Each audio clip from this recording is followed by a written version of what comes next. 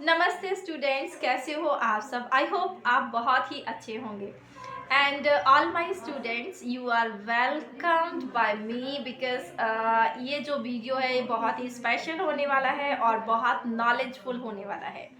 Actually guys, today we are going to talk about preposition. हमें part of speech तो पता ही है, हमारे 8 पार्ट ऑफ स्पीच होते हैं जिनमें से प्रपोजिशन एक महत्वपूर्ण भूमिका निभाता है, बहुत इंपॉर्टेंट रोल प्ले करता है। तो सबसे पहले बात करते हैं प्रपोजिशन होता क्या है। A preposition is a word placed before a noun and pronoun to show its relation with other noun and pronoun in the sentences. So guys, किसी भी नाउन से पहले बैठ जाएगा, किसी भी प्रोनाउन से पहले बैठ जाएगा और उसका जो रिलेशन है, जो कनेक्शन है, वो दूसरे नाउन या प्रोनाउन के साथ क्या बन रहा है वो बताएगा। ठीक है, like a cat is sitting in under the table. अगर a cat is sitting under the table, अगर हम अ कैट, जो कि नाउन है, कैट नाउन है और टेबल भी नाउन है, पता नहीं लगने वाला अगर अंडर वर्ड हटा दें पूरे सेंटेंस में। लिख के देखना है आप अपनी कॉपी में, a cat is sitting under the table. ठीक है, सो अगर हमें अंडर हटा दें तो हमें पता भी नहीं लगेगा कि कैट है कहाँ, कैट की पोजीशन कहाँ है। तो ये चीज़ रिफ्लेक्ट करता है, प्रपोजिशन हमें शो करता है कि पोजीशन क्या है हमारे नाउन और प्रोनाउन की, तभी ये बैठता है किसी भी नाउन या प्रोनाउन से पहले। So guys, here we are going to explain what are the kinds of preposition। कितने तरह का होता है प्रपोजिशन। हम सबसे पहले बात करते हैं सिंपल प्रपोजिशन की, जैसे कि to, by, of, for, with, ये सभी सिंपल प्रपोजिशन है। अगर हम बात करेंगे डबल प्रपोजिशन की, into, with in, out of, ये डबल प्रपोजिशन है। थर्ड पर बात आती है कंपाउंड प्रपोजिशन की, जो कंपाउंड सेंटेंस बनाने में हमारी हेल्प करते हैं, जैसे कि बिफोर, अक्रॉस, अमंग, ये कंपाउंड प्रपोजिशन है। इसके अलावा जो फोर्थ काइंड ऑफ प्रपोजिशन है that is phrase preposition. Phrase preposition क्या होता है, जैसे because of, in order to, ये सारे फ्रेज प्रपोजिशन है। सो ये डिफरेंट काइंड ऑफ प्रपोजिशन मिलके हमें हमारे सेंटेंसेस में नाउन और प्रोनाउन की एग्जैक्ट पोजीशन को दर्शाते हैं, जो कि हम पढ़ने जा रहे हैं। तो सबसे पहले हम बात करेंगे टू की। टू एक सिंपल प्रपोजिशन है जो कि हमें बहुत ज़्यादा यूज़ करने की ज़रूरत पड़ती है और मैंने मोस्टली देखा है कि बच्चे टू का यूज़ गलत तरीके से करते हैं। आज हम बात करेंगे कि टू का सही यूज़ कैसे करना है, टू कहाँ कहाँ लगाते हैं, कहाँ पर नहीं लगाते हैं। तो सबसे पहले बात करते हैं हम टू की, कि टू हमें कहाँ लगाना है। तो चलिए पढ़ते हैं, और ये टॉपिक जो है बहुत इम्पॉर्टेंट है, स्पेशली अगर आप इंग्लिश बोलना चाहते हैं या इंग्लिश लिखना चाहते हैं या इंग्लिश को लिखा हुआ है और आपको समझना चाहते हैं पढ़कर, तो टू पर बहुत ध्यान दीजिएगा, ये बहुत कुछ दर्शाता है। तो चलो मैं आपको एक्सप्लेन करती हूँ आप आज कि टू क्या रोल प्ले करता है, कहाँ पर यूज़ होता है, कहाँ पर यूज़ नहीं होता है। सो गाइस, सबसे पहले बात करेंगे यहाँ पर हम टू की। किसी भी स्थान जाने में टू लगता है, यानी कि हम बात करेंगे अगर हम किसी जगह पर जा रहे हैं तो हम उस जगह से पहले टू का यूज़ करेंगे। फॉर एग्जाम्पल यहाँ पर लिखा हुआ है she is going to Bombay, he goes to school. यहाँ पर बॉम्बे और स्कूल दोनों प्लेस हैं जिनसे पहले हमने टू लिख रखा है।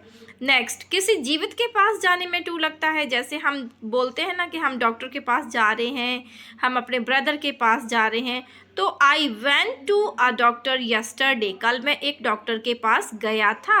डॉक्टर एक जीवित पर्सन है जिसके लिए हम वेंट के बाद टू लगा रहे हैं। ही केम टू मी, वो मेरे पास आया फॉर हेल्प।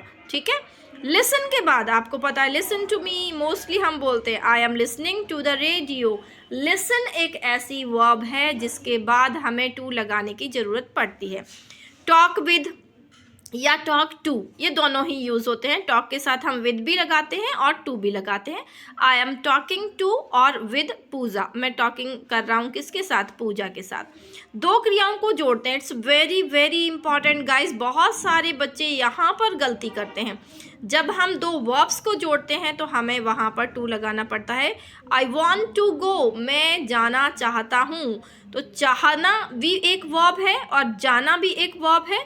जब हमें एक ही सेंटेंस में दो वर्ब यूज़ करनी है तो हम डेफिनेटली उनको टू से जोड़ेंगे। प्रेफर टू, ये आपने मोस्टली देखा होगा कि जब हमें अपनी पसंद बतानी है तो हम वहाँ पर टू का यूज़ करते हैं। I prefer coffee to T.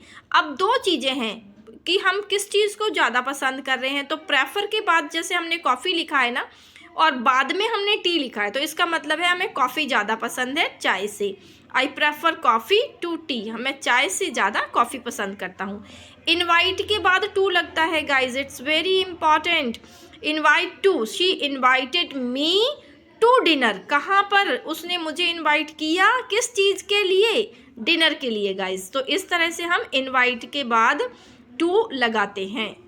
Next हम बात करेंगे टू को। I gave 2 chocolates to my daughter. अब हम यहाँ पर टू के बाद जो हमने छोटा सा हाइफन लगा के को लिखा है, को मतलब हम जब लोगों को कोई चीज़ देते हैं तब भी हम टू यूज़ करते हैं। जैसे कि आई गेव 2 चॉकलेट्स, मैंने 2 चॉकलेट्स दी, टू माई डॉटर, अपनी बेटी को। बिलोंग टू, ये तो आपको पता ही है, आई बिलोंग टू ग्वालियर, यानी कि जब हम बिलोंग लिखते हैं हमें उसके बाद टू लगाते हैं। कंप्लेन टू, कंप्लेन के बाद टू आता है। शी कंप्लेन्ड टू मी, उसने मुझसे शिकायत लगाई थी। होम से पहले टू नहीं लगाते हैं guys, it's very very important. बहुत सारे बच्चे होम से पहले टू लगाते हैं, तो प्लीज़ मत लगाइएगा। She went home, she went to her home. हाँ, यहाँ पर आप देख सकते हैं, अगर उससे पहले, होम से पहले कोई वर्ड आ गया, जैसे हर आ गया यहाँ पर, तो हम उससे पहले टू लगा सकते हैं। शी वेंट होम सीधा सीधा डायरेक्ट लिखेंगे।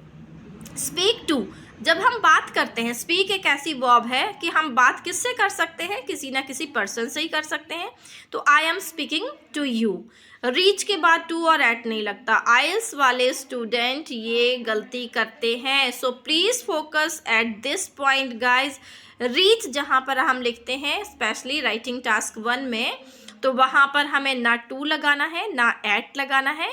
हम सीधा सेंटेंस ऐसे बनाएंगे, शी रीच्ड द स्टेशन। सीधा हमें वो बात बतानी है, वो जगह बतानी है जहाँ पर वो पहुँच रही थी। कोई भी प्रपोजिशन का वहाँ पर हम यूज़ नहीं करते।